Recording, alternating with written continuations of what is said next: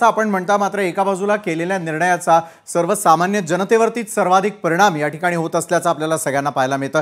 गुणरत्न सदावर्तेजी, मी आपल्याकडे येईल। मगासपासून जो महत्त्वाचा निर्णय आहे किंवा ज्या संदर्भात आपण बोलतोय की महापालिका एका बाजूला अशा प्रकारचा फतवा काढतात आणि त्याचं पालन व्हावं अशा प्रकारची इच्छा देखील व्यक्त करतात, ते सर्वांनी का ऐकावं? कारण विविधतेने नटलेला अशा प्रकारचा आपला देश आहे, विविध जाती धर्माचे लोक या ठिकाणी राहतात, प्रत्येकाचं खानपान हे वेगळ्या पद्धतीचं असतं। मग अशा वेळेला केवळ राजकारण हे विरोधकच करतात असं का म्हटलं जातं? सत्ताधारी देखील एका प्रकारचा निर्णय घेताना किंवा महापालिका प्रशासनातले अधिकारी अशा प्रकारचा निर्णय घेत असताना का या संदर्भातली एक न्यूट्रल भूमिका त्या ठिकाणी घेताना दिसून येत नाही?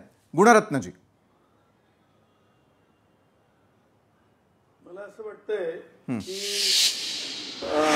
ये सब पब्लिक जानती है, ये सब पब्लिक जानती है, लोग जानते हैं भाई, सब लोग जानते हैं। आणि म्हणून मला असं वाटतं की आज माझी सुषमाताई अंधारे, आमची लाडकी बहीण, त्या बहिणीनं आज विषयावर बोलण्याऐवजी भलतंच काहीतरी बोलून गेल्या। मला असं वाटतंय की माझ्या सुषमाताईंनी विषयावर बोलणं फार अगत्याचं आणि गरजेचं होतं। मला असं वाटतंय की सुषमाताई, हा महिना म्हणजे हिंदू धर्मासाठी जेवढा महत्वाचा आहे तेवढा बौद्ध धर्मासाठी सुद्धा महत्वाचा आहे। आणि बौद्ध विचारावरच भारताच्या संविधानाची जी थीम आहे ती डिझाईन करण्यात आलेली होती। Central idea philosophy is based on Lord Gautam Buddha असं म्हणलेलं आहे।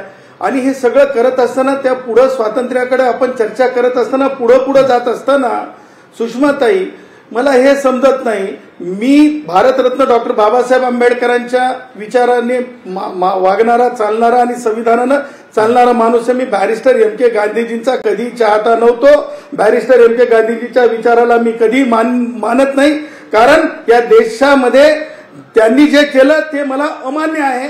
कारण भारतरत्न डॉक्टर बाबासाहेब आंबेडकरांचे विचार त्यांनी पुणे करारामधून ज्या प्रकारे पायदळी तुडवले, जे पाहिजेत होतं या देशाचं वेगळंपण, ते थांबवण्याचं काम त्यांनी केलं। परंतु विषयावर येताना बॅरिस्टर एम के गांधीजी, जे या काँग्रेसांसाठी सर्वंकष आहेत, जसं आमच्यासाठी भारतरत्न डॉक्टर बाबासाहेब आंबेडकर, मान्य नथुरामजी गोडसे हे आमच्यासाठी विचार आहेत, त्याच प्रकारे काँग्रेसांसाठी बॅरिस्टर एम के गांधीजी महत्वाचे आहेत। त्या बॅरिस्टर एम के गांधीजींनी ज्या प्रकारे दाखवलेलं होतं, मला माहित नव्हतं करुणा किती होती, परंतु बकरीला सुद्धा मारू नये आणि हत्येला विरोध आणि अहिंसा ज्यांनी सांगितली होती, त्यांनी कमीत कमी भारताचं संविधान आणि माननीय न्यायालयाने दिलेले निर्णय आणि शरद पवारांच्या ह्याच हयातीमध्ये शरद पवार 97व्या घटना दुरुस्ती, 74वी घटना दुरुस्ती याचे स्वतः साक्षीदार नाही। तर तुम्हाला सांगतो, शरद पवारांवर जेव्हा खऱ्या अर्थानं सहकाराचं पुस्तक लिहिलं जाईल, त्यावेळेस हे 2 घटना दुरुस्ती म्हणजेच कॉर्पोरेशनला दिलेले अधिकार, म्हणजेच सहकारातल्या सोसायट्यांना, बँकांना दिलेले अधिकार, हे फार बरं वाटतंय, गुळगुळीत वाटतंय। मला असं म्हणायचंय, ज्यांना हे गुळगुळीत वाटतंय त्यांना हे सांगायचंय, संजय राऊत एका धर्माचा अपमान नाही, अनेक धर्माचा अपमान केलाय। आणि त्याचबरोबर मला असं वाटतं, उद्या 15 ऑगस्ट निमित्त जे बोलून दाखवते तेच किती शक्तिशाली असते की कमजोर असते हे माहित आहे। मी उद्या संजयला शीलाजीत पाठवतो भेट म्हणून, मी उद्या संजय राऊतला शीलाजीत पाठवतो भेट म्हणून 15 ऑगस्ट निमित्त। आणि त्या पुढे जाऊन मला हे बोलायचं आहे की ज्या प्रकारे तुम्ही व्यक्त होत आहात की कुणाला तरी नपुसक म्हणून, अरे तुमची काय मर्दानगी आहे? तुम्ही संविधानाला मानणार आहेत की नाही? आणि कुणीतरी सांगितलं की आर्टिकल 21 माझा अधिकार आहे। बाबा, आर्टिकल 21च्या अगोदर काँग्रेसांनो, आर्टिकल 21च्या अगोदर आर्टिकल 19, त्याच्यामध्ये सब क्लॉज 1, त्याच्यामध्ये सब क्लॉज जी कधी वाचणार आहात?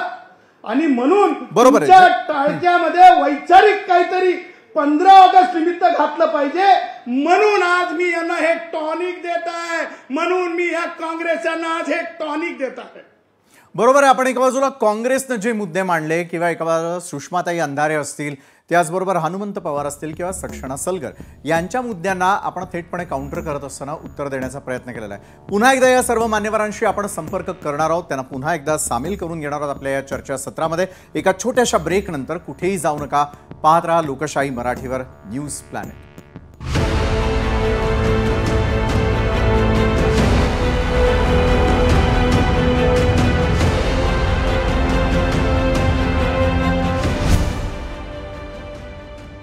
2019ला मुंबईत भाजपा हा सर्वात मोठा पक्ष होता असं वक्तव्य केलंय मुख्यमंत्री देवेंद्र फडणवीसांनी आणि त्यानंतर